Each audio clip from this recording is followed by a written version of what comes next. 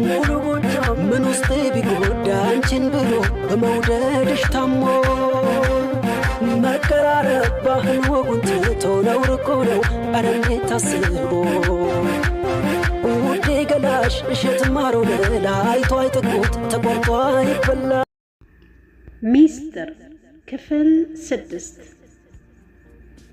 ጸሐፊ ኻሊድ አቅራቢ ይፋት ሎቭ ስቶሪጅ። በጣም አፍቅራታል እንዴ ትለዋለች አብርሽን። አዎ በጣም ናፍቀዋለች፣ ከቻልሽ ብትረጅን ደስ ይለኛል ይላታል አብርሽ። ዛሬ እንኳን አልችልም፣ ሰው እየጠበቅኩ ነው። ነገ በዚህ ሰዓት ከመጣችሁ እኔም ማጣራለሁ፣ አብረን መፍትሄ እንፈልጋለን። አብርሽ እያጽናናኝ ጀመር። ሄለን የምጠብቀው ሰው ጋር ሄደች። እኔና አብርሽ ወደ ሰፈራችን አጸገምን። አብርሽ ከድብርቴ ያወጣኝ ይመስል ብዙ ያወራል። ጆሮዬ ግን ከብዙ ድምጾች የራቢያ የምትለውን ብቻ መርጦ ያዳምጣል። የሚወዱትን ሰው ፈልጎ ማጣት በልብ ውስጥ ክብሪት ይጭራል። የኔ ልብ ይነዳል፣ ይፈነዳል ብዬ እሰጋለሁ። ስለ ራቢያ ሳስብ ብዙ ነገር እላለሁ። 1 ጸይም ሴት እግሯ አይጨበጥም። 2 ሳቂታ ሴት በሳቋ እየጎተተች የሐዘን ጉሪ ውስጥ ትወረውርሃለች። 3 ካኮረፈች መሳቅህን ስትስቅ ማልቀስህ። ብዙ ነገሮችን አስባለሁ። ውስጤ ይነዳል። ወይ አልጠፋ ወይ ጨርሶ አልዋጠኝ። ጭንቅንቅ ጭንብርብር አርጎ ይዞኛል። የማረገው ጠፋኝ። ፊቴን በመስታወት አየው ጀመር። ፊቴ ጨፍግጓል። ሰውነቴ እንዳልሆነ ሆኗል። አይኖቼ የእንባ ጥቁር ሰንበር ሰርተዋል። ፀጉሬ ተንጨፍርሯል።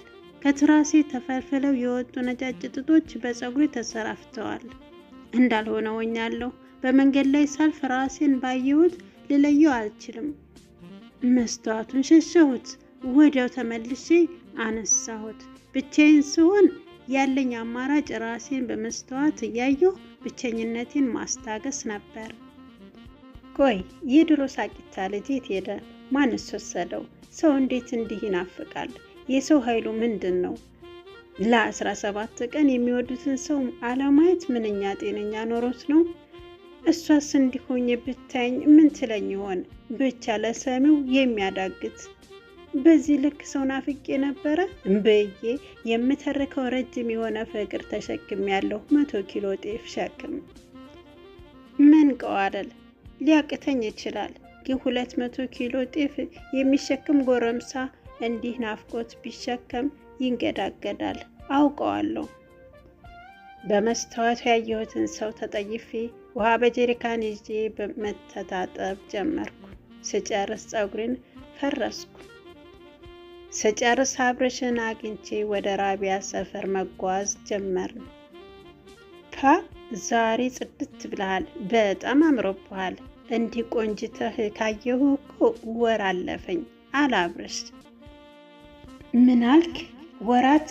ይህ ማለት እኮ ከወር በፊት ንጹህ አልነበርክም። ደደብ ነኝ። ቆይ ራቢያ ምን እየተሰማት ይሆን?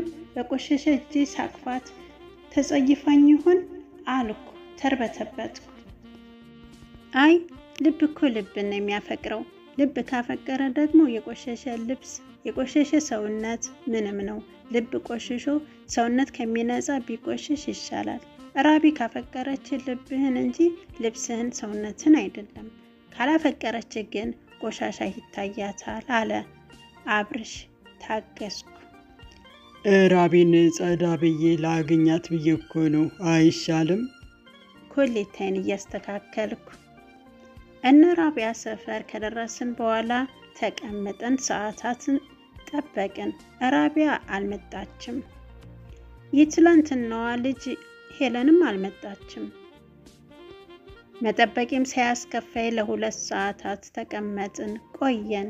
መቼስ አብርሽ እንደ ፈንድሻ ይገለፍጣል፣ እንደ ባንዲራ ይውለበለባል። አብርሽ ማመጽ ሲጀምር ሄለን መጣች። ኩምትርትር ካለ ፈገግታ ጋር አንገቷን ወደ መሬት አስተኝታ አጠገባችን ቆመች። በመገረም አየናት። ባለንበት ሰዓት ላይ ቀና ብላ በጣም አዝናለሁ አለችን። ድንግጥ ብዬ ከተቀመጥኩበት ተነስቼ ምን አልሽ? ተናገሪ፣ ለምንድን ነው የምታዝኒው? ብዬ እንደ መጮህ ለኮፋ ረኳት። እውነቱን ግን ውስጤ እየነደደ ነበረ። አሁን ደግሞ መንደዱን አቆመ።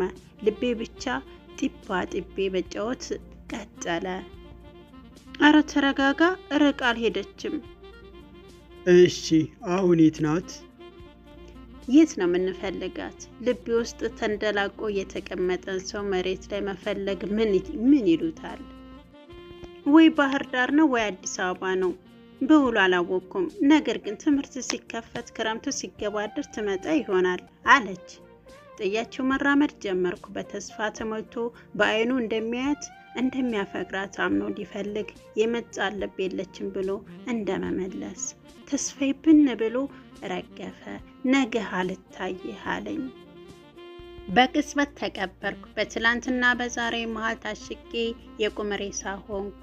በዝናብ መሆኑ ቀርቶ በናፍቆት እየጨቀየው ክረምት ተገባዶ ትምህርት የምንጀምር ቀን ሰኞ ሊደርስ 2 ቀን ብቻ ነው የቀረው።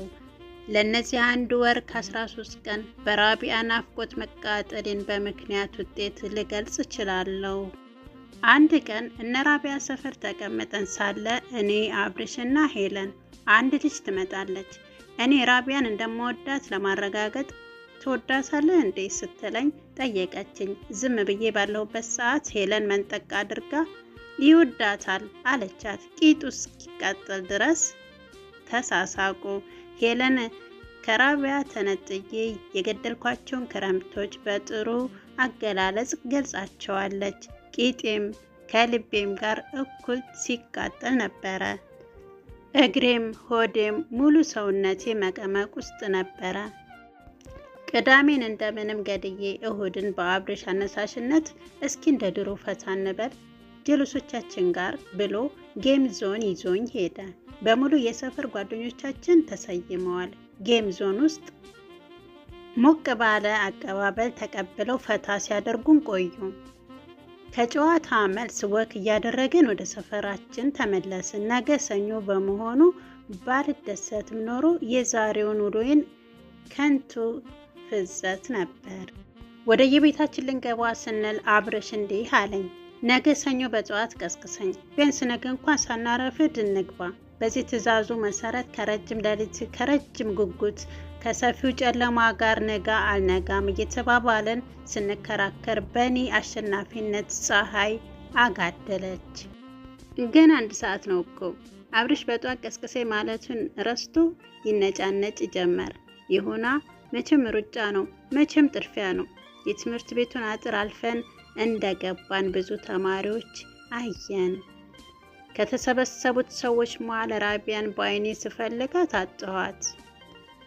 ተነጥዬ ወደ ድሮ ክላስ አዘገምኩ። ክፍል ውስጥ ሳጣት ጊዜ ተስፋ በመቁረጥና የራቢያን ዱካ ለማነፍነፍ ይመቼ ዘንድ መቀመጫዋን በእጄ መዳሰስ ጀመርኩ። ሌላም አሸተትኩ። በዚሁ ቅጽበት ነበር አንድ ሰው ወደ እኔ ሲመጣ የታወቀኝ። በጆሮዬ ሳይሆን ልቤ ነበር ኩምትርትር ያለ። መጣች መሰል።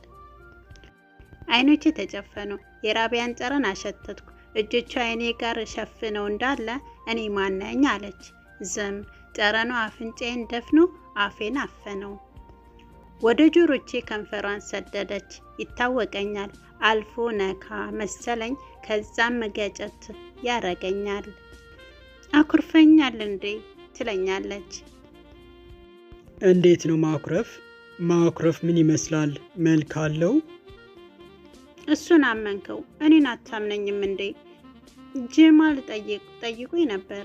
ወንድምሽ ልሆን እንደ እህት ሁኚኝ ብሎ አለኝና እኔም እንደ እህቱ ልሆን እንደ ወንድሜ ላየው ቃል ገባሁለት። እጆቿ ሸርተት ብለው ከአይኔ ተመዘዙ። ማየት ጀመርኩ። ዞር ብዬ አየኋት። የድሮ ራቢ ያቺ ሳቂታ አጠገቤ ስትሆን ሙቀቴ ጨመረ። በናፍቆትና በፍቅር መሃል ያለው ልዩነት ተገለጸልኝ።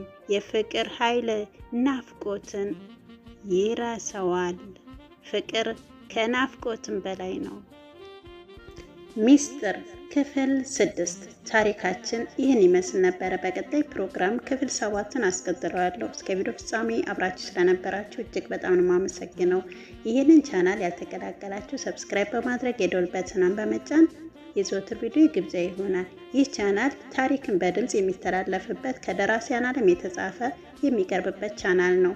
እንዲሁም ደግሞ ሼር ላይክ እያደረጋችሁ አበረታቱኝ። እናንተን አይጎዳም፣ እኔን ይጠቅመኛል። ስላዳመጣችሁኝ እጅግ አመሰግናለሁ። ሰናይ ጊዜ። ባይ ባይ።